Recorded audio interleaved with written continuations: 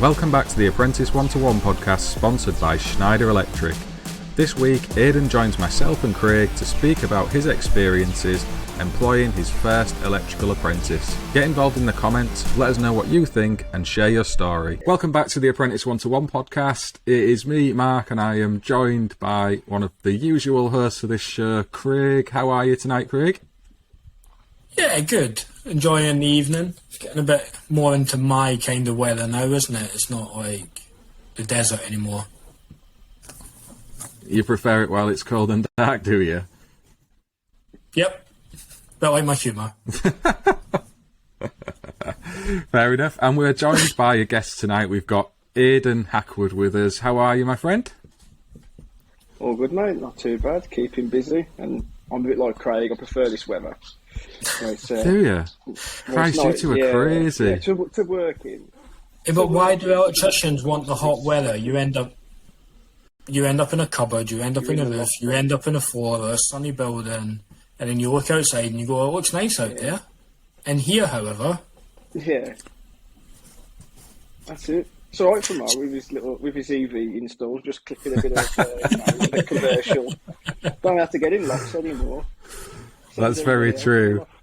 That's very true. I think it's the daylight more than the heat, I think. I don't like it when it's deepest, darkest winter. It's just miserable. Always dark and dull.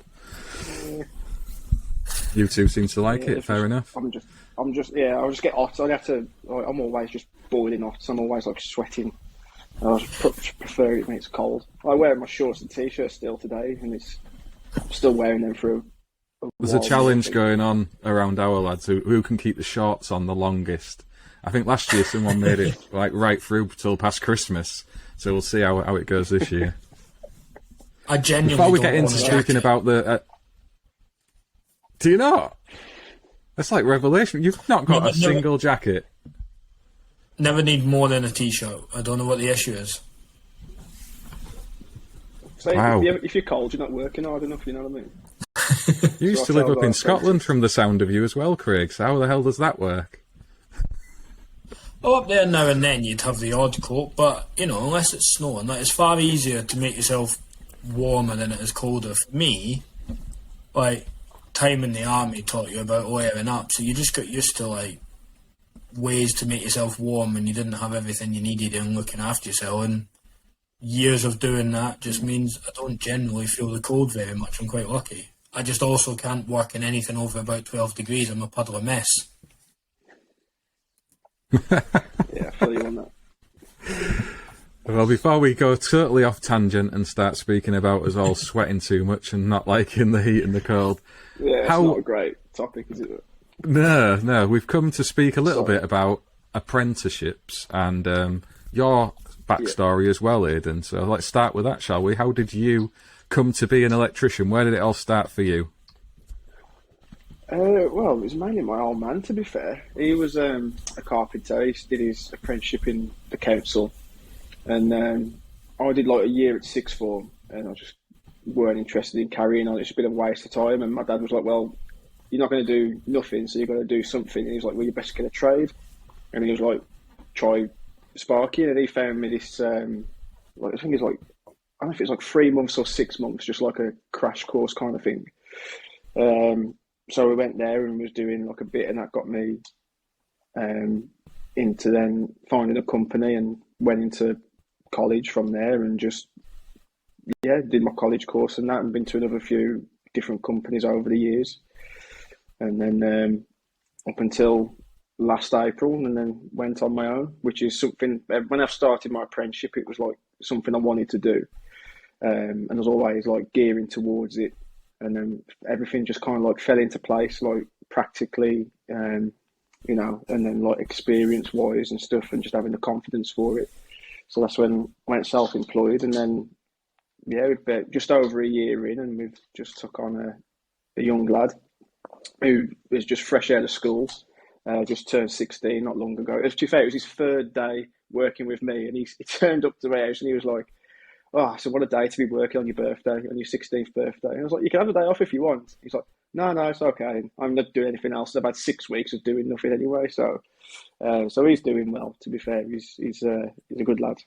That's a good sign if you've got someone who's keen to work their birthday right from the very beginning. Yeah.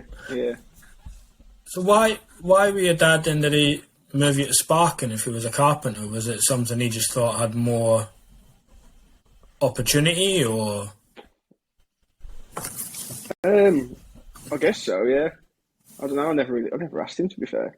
But I don't know if it's just something that he thought I'd be good at.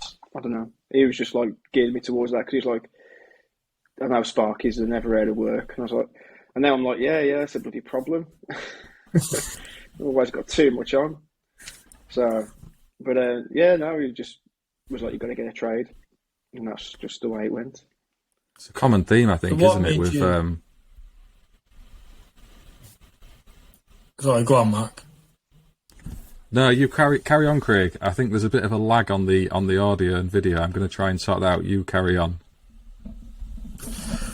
I was just going to ask them what made you decide that was the time to then. So last April, that was the time to go self-employed. Was it obviously your choice, but was there a particular tipping point that made you go, do you know what, I'm ready now? Or was it just by coincidence, or what made that final step decision for you?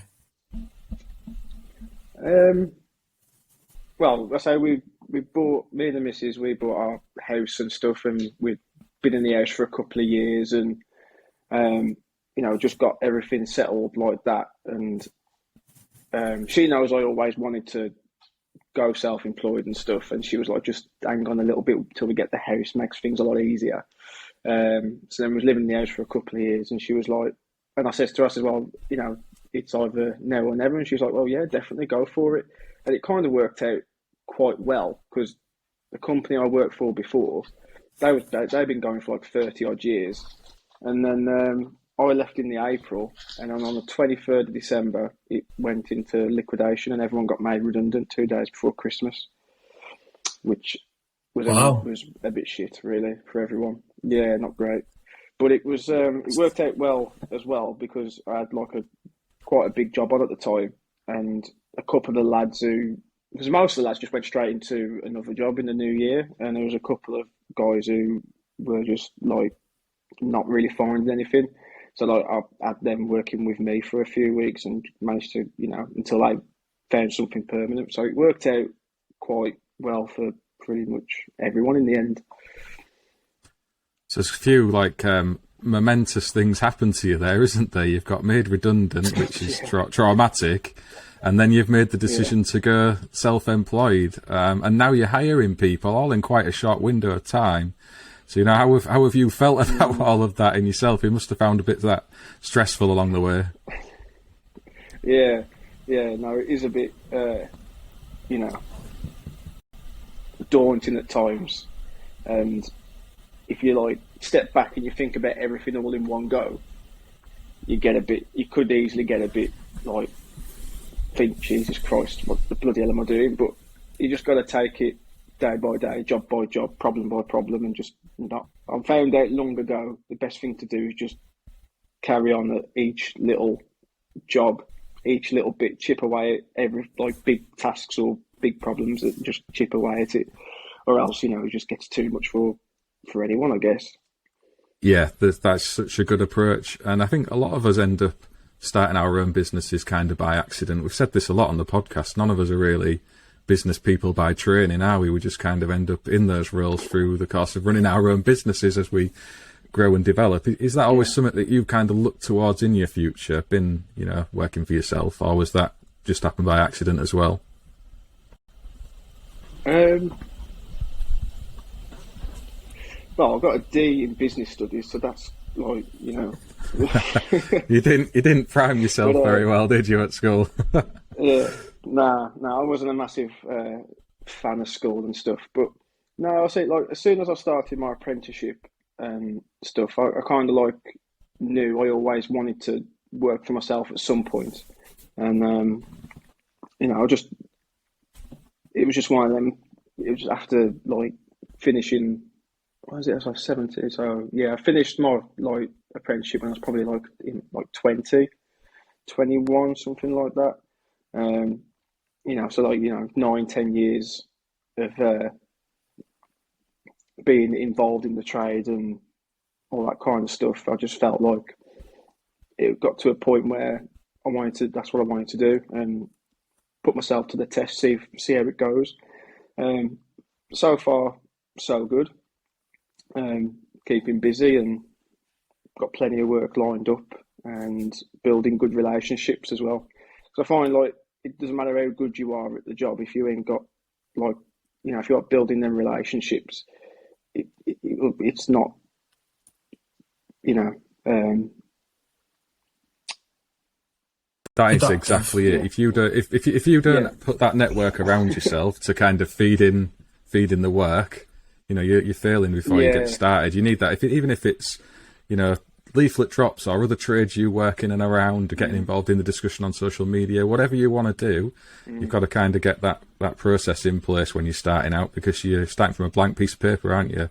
Those are things that are going to serve you well over many, many years. And I guess if you've been busy, that's why you've chosen to employ an apprentice. Is that something that, again, happened by accident, or have you always wanted to kind of train someone up in your own making to come and work alongside you? Yeah, well, my tipping point was when I was doing an outside, a garden lighting and power project and stuff, and I was like, I'll do it in a couple of days, no problem. And I was like packing up. I was working up until about 6 o'clock, and then I was like, right, okay, I've got to tidy everything up. I've got to pack everything away in the van, and I didn't finish packing and tidying up until 7 o'clock. And I was like, this is just ridiculous. Like, you're doing the job and then you're tidying up after yourself and packing everything away in the van, and it takes an hour. And I was just like, if I had just somebody I could have some, like, you know, just learning the ropes a bit behind whilst helping me get the job moved on a little bit quicker. But so that was like the tipping point for me to look into it. But, you know, I always try and think about what I was like when I was an apprentice and looking to get a job, and, you know, how he was treated as an apprentice and stuff. And I just wanted to give somebody, a young lad or woman or young girl or whatever, but that's another story, another topic. But I wanted to give another young lad who probably wouldn't have the opportunities or find it really difficult or end up doing something else, a chance kind of thing. Because I just know it's like, you know, Mark, with everything that you do, it's bloody hard to get young apprentices a chance kind of thing, because it's just such like an expensive and time-consuming task to take on, like a feat to take on. You just want to give somebody a chance kind of thing. So yeah, kind of like looking at that, and then a bit of patience as well over the next 3-4 years minimum, until I'm like, yeah, okay, I could send you off to do a light fitting change or a plug socket change. You know, I know you're going to isolate the circuit properly. I know you're going to know what to do when you're presenting with like short cables, and you know what each one does. And, you know, so then that gives them self-belief and confidence to do their own, like, each job that I give him at the moment. I'm like, well, that's your job. You've got to do that properly. It's like, that's your task for today kind of thing. And then hopefully he looks back and he's like, yeah, I've done a good job there, and feel good about himself, and carry on sticking with like the crap wages that apprentices are presented with. Just to stick out through that crap bit. And then, you know, it is like a passage of time, isn't it? It really is. Yeah. Because like the amount of times when I was a young lad and I was just like, I've had enough now. My dad was like, look, don't, like, just do one more day, do one more week, just carry on at it. And I'm, you know, so glad I had that guidance from my dad, to be fair. I think we all have those conversations with some of the younger and older people retraining. Craig must have had it dozens of times at college, complaints about wages, I expect. Yeah, and people always are never happy with what they've got, are they? And I remember speaking to one individual, and he was saying, well, I only earn X amount an hour. And I'm like, but you are moving it. And he was on an apprenticeship in smart home technology, although he was an electrician, like going and working with a smart home company, and saying to him that in around London at the minute, they're saying for every one AV installer they've got with an electrical background, there's 4 to 6 vacancies in London. I'm saying you might be earning short money now, but when you get yourself to that point, you've effectively got a 1 in 6 times the amount of growth of opportunity every time you do it, and you can start to earn a bit more money. But I suppose it's hard when you're 16 to understand what you want when you're 25, right? I guess that's the bit that we, certainly I think from an education point of view, we could do better at mapping out that journey, because, yeah, we'll talk about it's a 4-year apprenticeship, but having more input from things like employers about what is there out there after, are we going to start moving away from as much subcontracting and 0 hours? Are we going to start looking at taking people on the cards? Are the jib grade's going to be worth it? Is it, all those conversation bits need to come into place. I think we need to do more with apprentices to help them understand that longer picture and why it's worth serving your time now, if you like, to come through that at a later point. Because I think a lot of apprentices generally are still living at home and don't necessarily need to have as high a set of outgoings and costs. But we need to look at how we show them the benefit to that, and hopefully have employers at the other side ready to put their money where their mouth is instead of everything being subcontracted in the future. Yeah, I mean, that's the thing, isn't it? It's the value equation, I guess, because there'll be people that in that age group who are maybe working in supermarkets, or they've got other jobs where they're earning more money than the apprentices at this moment in time, but the prospects longer term maybe aren't for quite as high a range salary. And that apprentice wage for them might seem not very much, but for someone like Aidan and myself, that's quite a chunk of your money you're putting into someone's training at the end of the day, because you're not productive employee at the start, as Aidan's just said. It's not how it works, is it? You've got to go through that training process, and for you that must have been quite a daunting prospect, committing to paying somebody every month when you've been in business a year. It's not something you do lightly, is it? That's something else we need to explain. Yeah, no, it's it made me laugh. Like, after his first couple of days, he was doing some remedials from an EICR on a flat.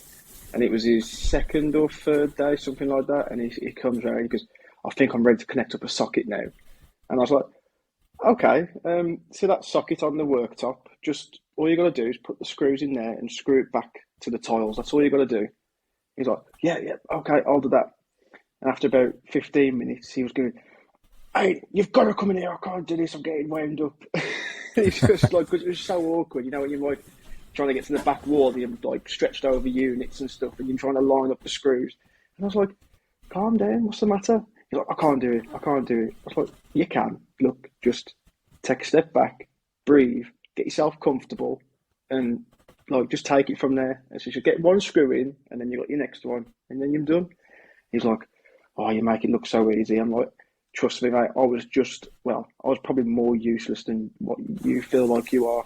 When I first started, I was like a chocolate fire guard at the start. You know what I mean? It was terrible. I was a terrible apprentice. I was dog shit, to be fair. We all forget that, don't we? When we started out, you're done. Yeah. Sorry? I wouldn't worry about it X amount of years down the line. I'm still a useless employee. It's fine. Doesn't always have to be better.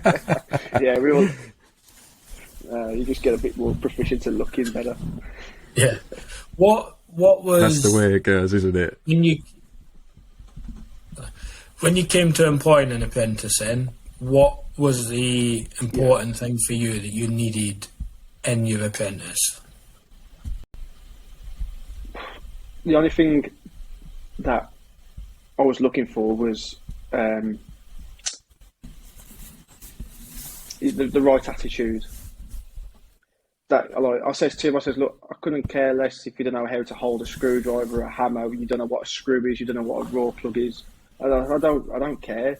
The only thing I care about is that you look at what I'm doing and you pay attention and you want to do that yourself, kind of thing, and you want to learn new things. Because I don't know if you guys get this as well, but the amount of phone calls and emails I've had from parents saying, my son's after an apprenticeship. I'm like, okay, has your son not got a phone? No, he has. all right, okay, so why isn't he calling me? You know what I mean? Why isn't he emailing me? So I just, if they can't be bothered, if the kids can't be bothered to get in touch directly to an employer, it's obviously more the parents who are trying to push them down that road, which is fair enough, but some things you have to do yourself. So, like, if any apprentices are looking to try and get an apprenticeship, or any parents who want their kids to get into an apprenticeship, the best start you could have is going out there and trying to put the feelers out yourself. It might seem daunting and scary, but like it's the best way, rather than relying on your mum and dad to do it. So true. We've had that discussion a few times on the podcast. Definitely. I mean, there is, like you've identified there's a confidence thing, I think, of a lot of young people, and stepping out of that school mentality and your parents sorting everything out for you. It can feel daunting, but you really do have to push yourself to do it, because it leaves a much better impression on an employer. And every single 100%. Person we've asked that question of what were you looking for in an apprentice, that brilliant question from Craig again, was with the answer you've given. It's nearly always attitude. The rest you can kind of teach. But if you've got somebody who's not really wanting to be there and do it, you're on a loser from the start, aren't you? So it's such an important thing to look keen. If you're wanting that job from somebody, you've got to show a bit of interest.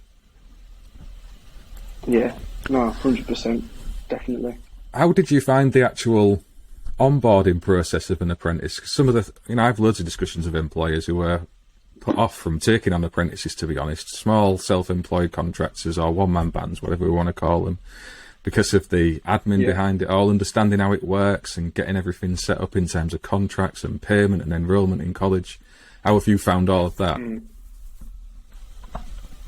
Just mind-blowing. Complicated. Ain't got a clue what to do next. But as I say, it's just kind of like breaking each task down into like little chunks. So I said to him at the start, like, you've the college part, that's your baby, that's all about you. All the exams, all the enrolling, all that kind of stuff, that's your stuff. If you don't want to like push get the ball rolling with that kind of stuff, then well, you're not training yourself up, so like your wages won't reflect that and all that kind of stuff. So I kind of like, he's been getting in touch with the college and enrolling himself on the college, and then the college have been in touch with me. And then I was just basically, you've got to get this PAYE number, and your insurances need to change to include X, Y, Z. And I was like, all right, okay then. So then I found an accountants, and I went and had a meeting with them, and I was like, okay, well, this is what we need to do, and this is how it works. And so it's basically, rather than trying to figure it out myself, you just ask people who know what they're doing. That's probably like the best way to do it.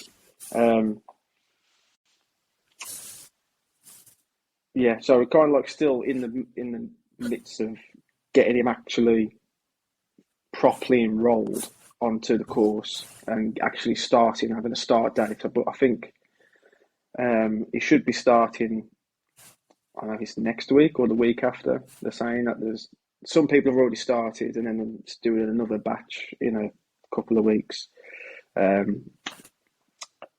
So yeah, it is quite a difficult, and it can be quite daunting. But if you just speak to the people in the know, they'll tell you.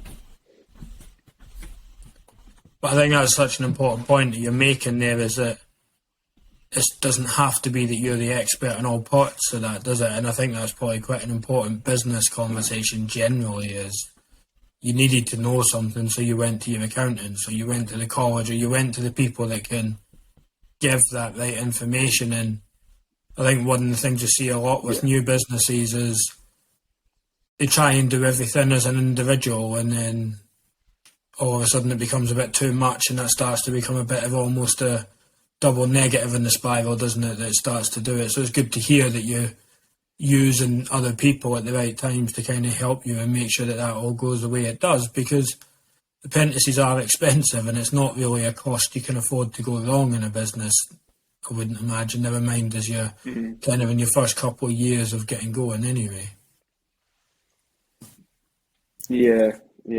So just trying to tackle as it comes kind of thing, and just leaving and hoping that other people are doing their job properly, like, you know, and you can trust them. That's another thing I think you need to do as well, is kind of like trust other people to handle things rather than you trying to handle everything for yourself. Because obviously, like, you try and do everything, try and spin all the plates, the plate will fall, and it's just, you know, the days are stressful as it is, you know, making sure you're doing everything right, so you're following certain regs. So, like, without having to think about, you know, when you get home, you've got to like read up on the government website on all the stuff that you need to do for an apprentice, or the college website, and then it just you've done exactly the right thing. And one of the things we moan about the most as Sparks is people dabbling in our industry, isn't it? We don't like anyone doing electrical work who isn't electricians, because they do it wrong. So why on earth do we think we can go off messing around being accountants or being HR people or whatever else? The best thing you can do is outsource or recruit to try and, you know, look after those things you're not very good at. It's exactly the way you should do it, in my opinion. And you seem to have identified that much quicker than I did when I started my business, because I was that guy spinning all of those plates, trying to do the website, trying to do the accounts, trying to look after contracts of employment, and I got so much of it wrong, and it wasn't really necessary. It was just stubbornness, or, you know, the not trusting other people, like you said. So good on you for going down that way. And I know from speaking with Cole Dixon, he's in a similar situation to you with taking on Corey, and he's had the same issues with getting the PAYE stuff sorted and getting enrolled into college. I know he's finally crossed all those bridges because his apprentice is in the same class as mine, so that's quite handy. But it is a barrier to a lot of employers. It's interesting that I know Craig's probably had discussions like that. Have you in the past?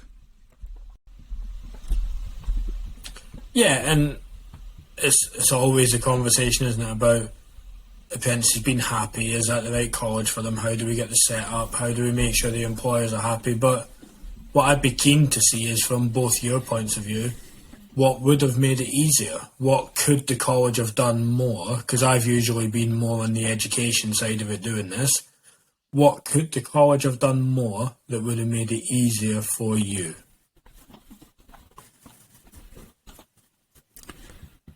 Let you go first on that, Aidan. You've got the most recent experience. Oh, sorry. I mean, I'm quite lucky because my girlfriend, my fiance, sorry, she'd kill me if I call her my girlfriend. Let's hope she doesn't listen to electrical podcasts. I do. She has enough of me waffling on every night. Her cousin, she works at the college, and she deals with the apprentices at the college, at Dudley College, that my apprentice is going to. So, like, we've been talking about it when we go to like family meals and stuff for like years, a couple of years. So, like, I know a little bit more probably. I don't know, but I still don't know. But it could just be a simple case of. I mean, I don't know why they just don't do. I mean, maybe they do. I haven't looked, to be fair, so I'll probably slate them, and they probably do it. But like a YouTube video on the step-by-step process of enrolling an apprentice, or not in just like electrical firm, but like apprentice hairdressers, I guess, any kind of industry. Just like, make sure you've got this, make sure you've got that. This is how long this step tends to take. Just little bits like that you don't tend to think about until them like asking you for it. You're like, shit, yeah, no, I haven't even looked into that yet. So you're using technology, I guess, to just get more information out there. Which is something which colleges are, you know, take Gary and Joe aside, colleges and technology is surprisingly something that they don't do very often, even though most of them have got really good media departments. But yeah, I've never thought of that, to be fair. It's something that could be good. If only we knew a YouTuber who was interested in apprentices who could maybe make a step-by-step video that they might then put out on YouTube if we challenged them publicly on a podcast. Like, You never know. Come on, I'd Mark, say, you ain't busy, are you? Ain't doing oh, much. crikey, yeah. I'd say this. What Aidan said there, it's access to information, isn't it? This stuff probably is there, like buried in a government website or at the college website or in a it's the worst prospectus website in the world. leaflet or something, and we're never going to see it. And if we did, we're probably not going to read it. So if there's something easy, like a video, bit of content that you can watch, it'd be really helpful. I had two different experiences. One, the college was awful the first time round inducting apprentices. This was probably 10 years ago, where we didn't even get to meet them. There would just be a form sent in the post that we'd signed. There was no like joined up meeting between the apprentice, the employer and the college, as I learned afterwards there should have been. And then most recently, where apprentices are attending now, they come out and see us before the students enrol. They come to our premises, check us out, look at all our processes and documentation, do a meeting with the parents as well if they want. They're really, really good. So there's different spectrums to it all, isn't there, I think, depending on where you go and study at the end of the day. It does seem a bit potluck sometimes with what I hear in Apprentice 1-to-1. So some standardisation, I guess, Craig, around it all and sharing of information.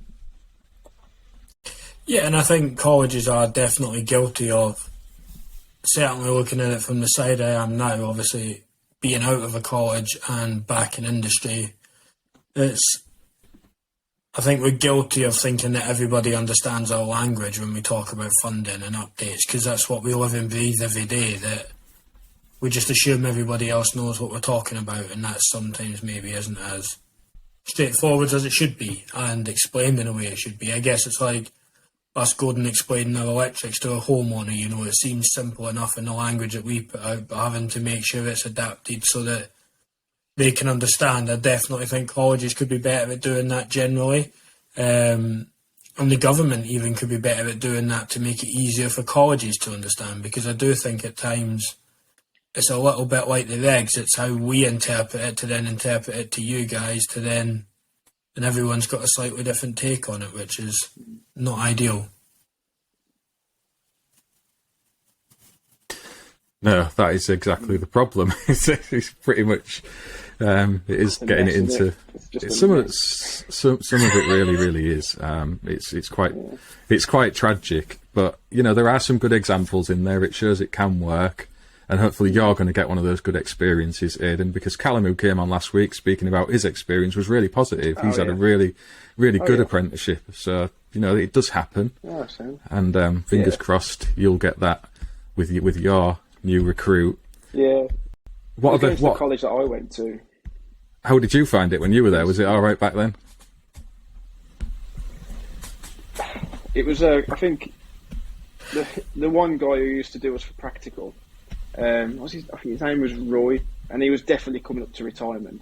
Because like it turned up to the practical hour. Well, 2 hours it would be for practical. It turned up late, and he'd turn up and he'd be like, we were like, okay, then Roy, what are we doing? He went, oh, I've got you now. And we was all like, yeah. He's like, okay, I'll be back in a bit. And he'd sod off for another half an hour. And he'd come back and it would always be make off some SWA glands. And we'd be like, we did this for like 4 weeks solid now. And he was like, it's okay, you can never do it too much to practice. And he'd just sod off again. So it wasn't like that all the time, but that's just what I remember. But it has all changed now. We used to be in the basement, and now they're in like a fancy new building and stuff. So hopefully it's a bit different. But importantly, do you feel comfortable making off an SWA gland? No. Thank God for storm glands. Fantastic inventions, aren't they? Yeah, so, to be fair. in terms of where you are now, then with your apprentice, what are the plans for Hackwood Electrical? Have you got dreams and passions of growing that team even bigger, or are you guys going to sit it out now for a few years, happy as you are? Yeah, I mean, I said to because his name is Corey as well as Carl Dixon's young lad.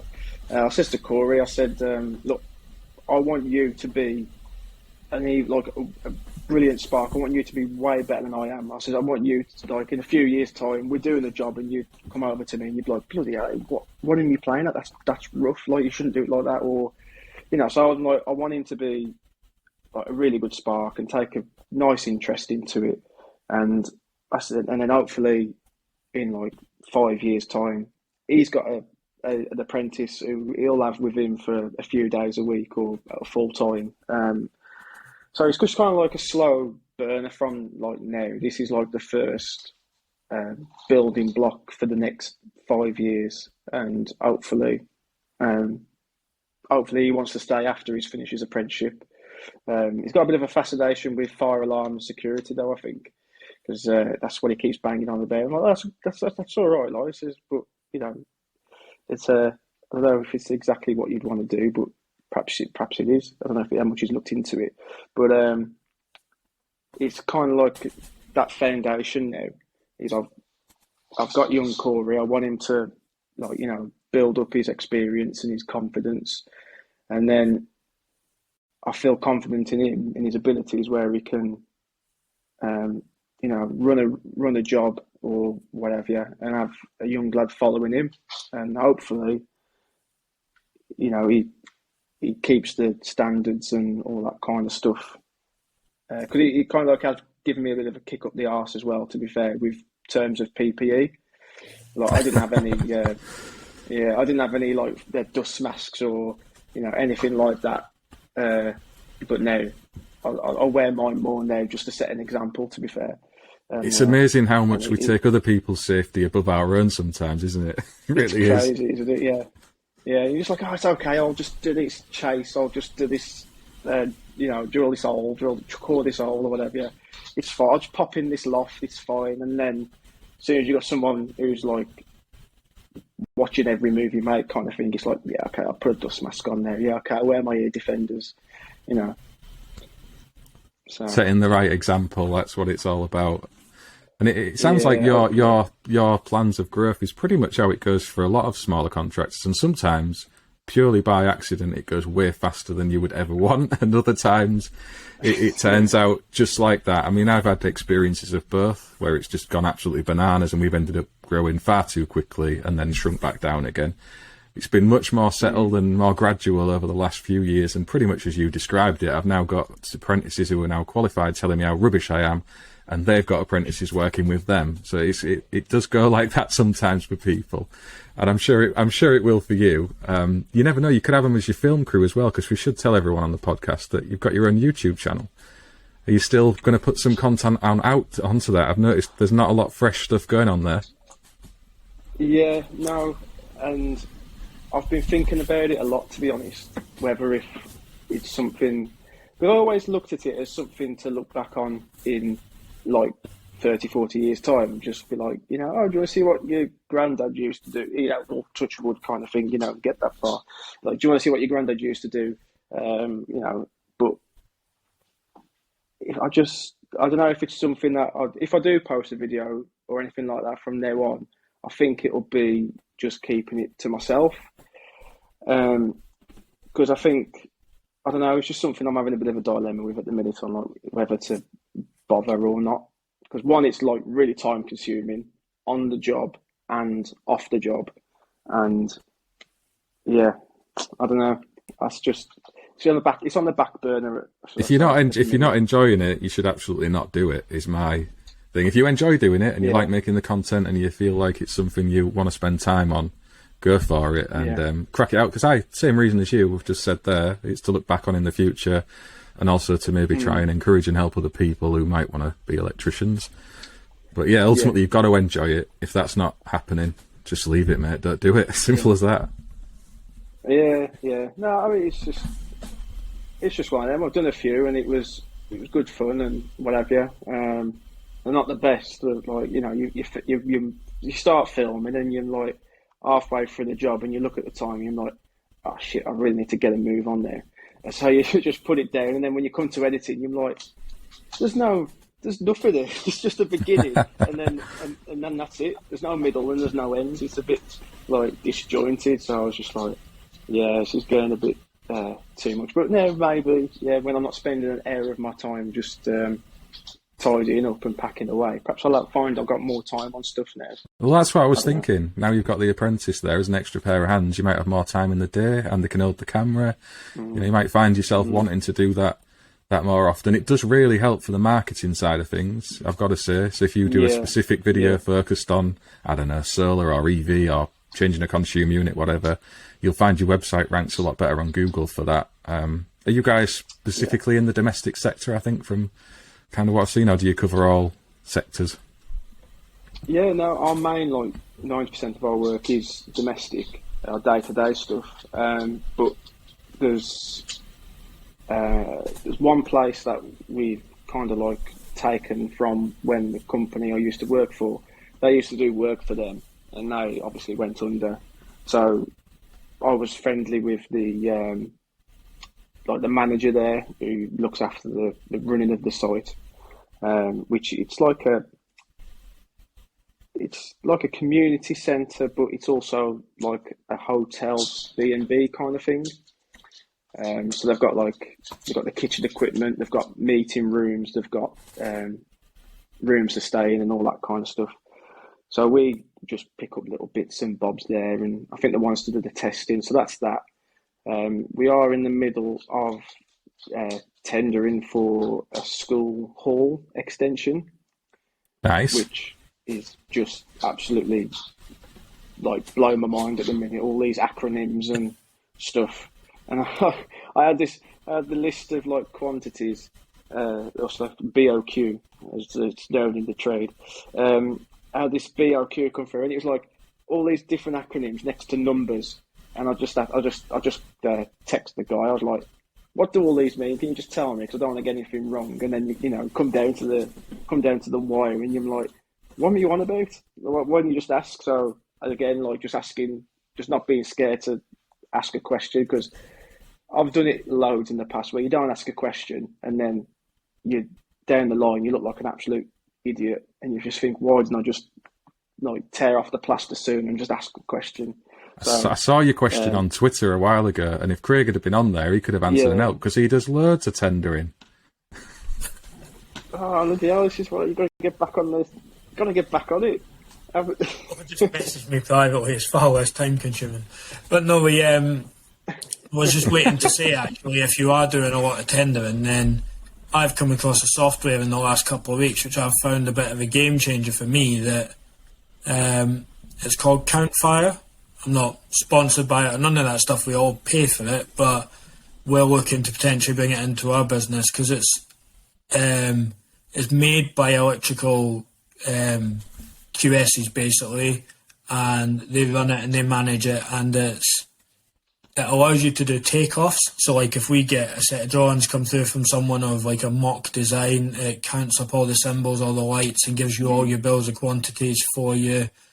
You can then have all your prices kind of pre-programmed into it, so that as it pulls it off, it starts to generate an invoice or a quote to start to work on. And it's just found it by a post on LinkedIn, and yeah, I've had it for a couple of weeks now and trialling it, and that seems to be making a huge amount of difference if you end up doing a lot of pricing. It's quite a good piece of kit, to be honest. I've had a few jobs now where you just load the PDF of the drawing in, and then you sort of mark it up like you would in the PDF editor, and it pulls everything out for you. You've got all the information you need, and then you can just price against that, which is really easy.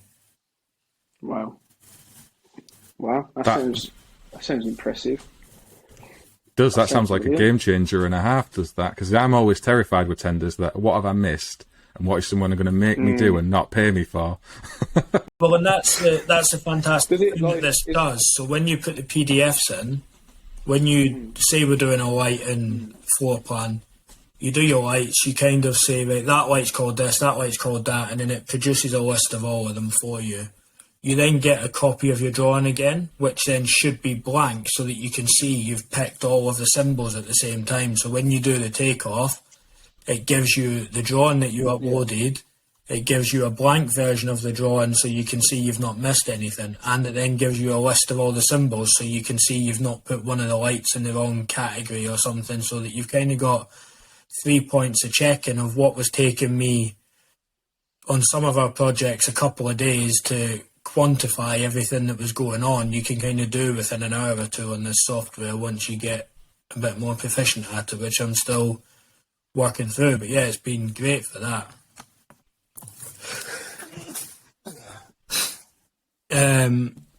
But no, as I say, it's been interesting. So if you're going into a lot of tendering and a lot of things, there's more and more software coming out there that seems to be quite helpful for doing a lot of those jobs. And the nice bit about that was you can build your price, and then you can build your standard materials, you can build your markups and your labour or whatever you want, and as you start to do the quantifying, it then starts to say, oh, you've used that 2-gang Hager switch before, for argument's sake, and you charge that at, £130 a point, so therefore we've found that you've got 100 points of that, so they start to build the quote automatically of, X amount of money, like before you even have to start going through and messing about. It kind of does both at the same time.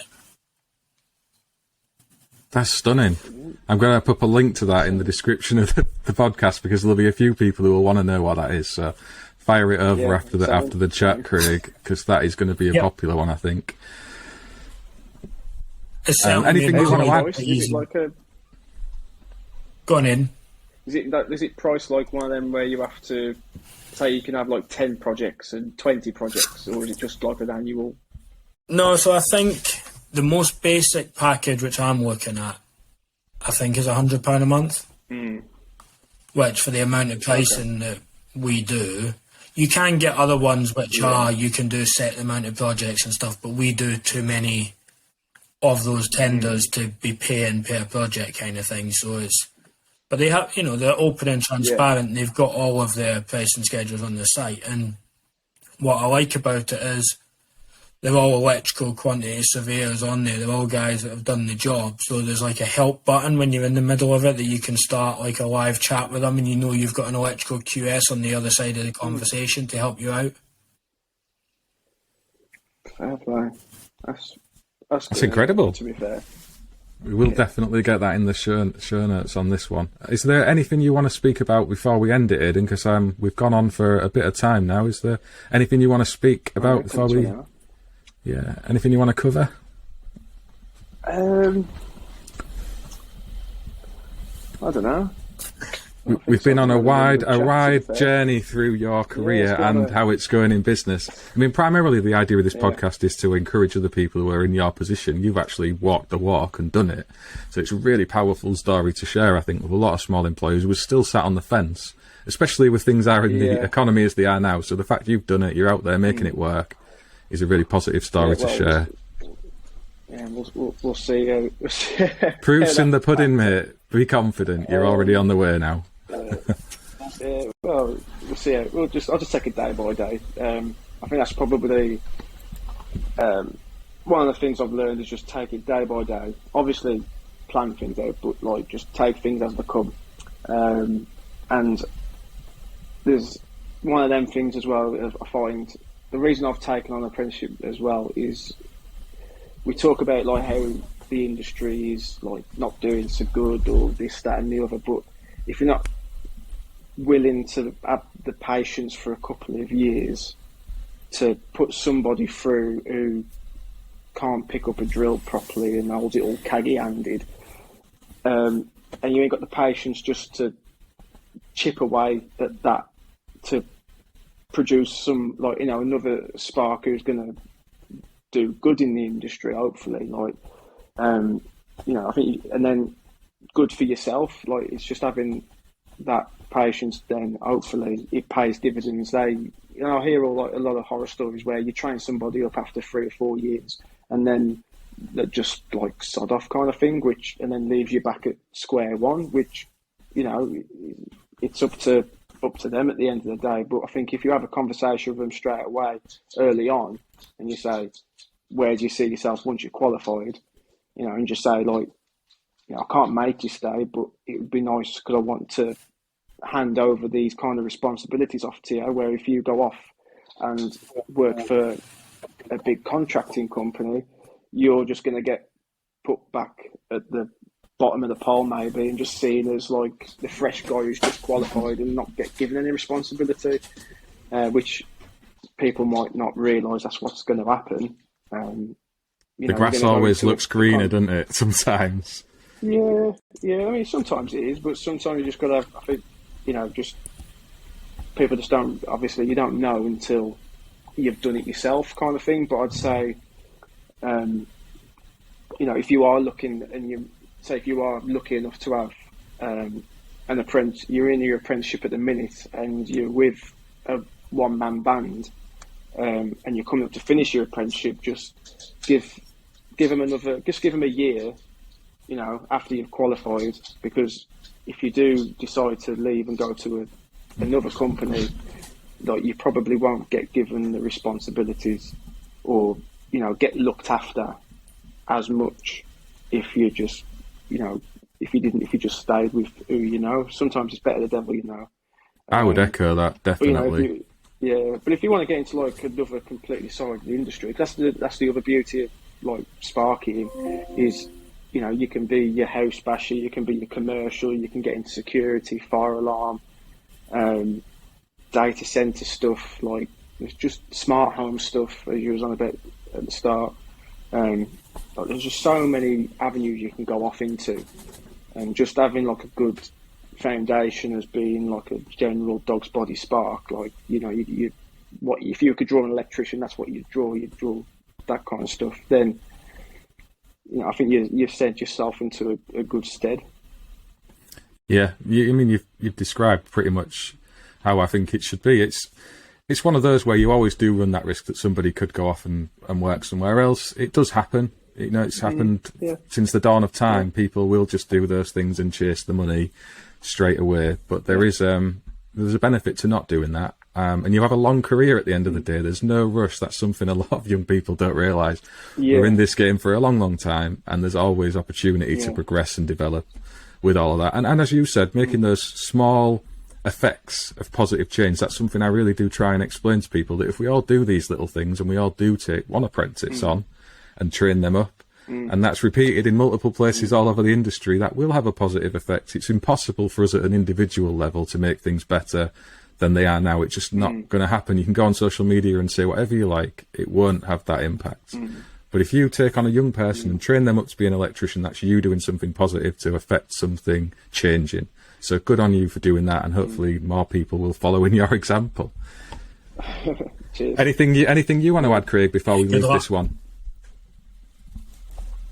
No, I think it's been interesting to hear Aidan's story, because we don't know each other offline, so it's been interesting. I think fair play to you, mate, and best of luck for how it goes. I hope it goes well. Cheers. Thank you.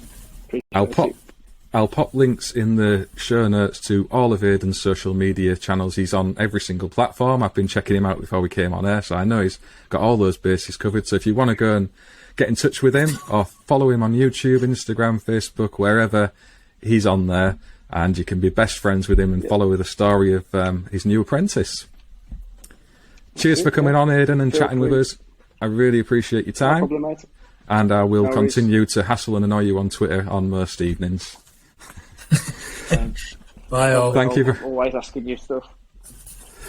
Thank you very much for bearing with us and watching this one, everyone. If you've got any comments or questions, drop them in below. And as always, we'll do our best to get back to you. And we'll see you on the next one. Bye all. See you. Thank you for listening to the latest episode of the Apprentice 1-to-1 podcast, sponsored by Schneider Electric. Please like and subscribe to the channel, get involved with the comments, and we will see you on the next one.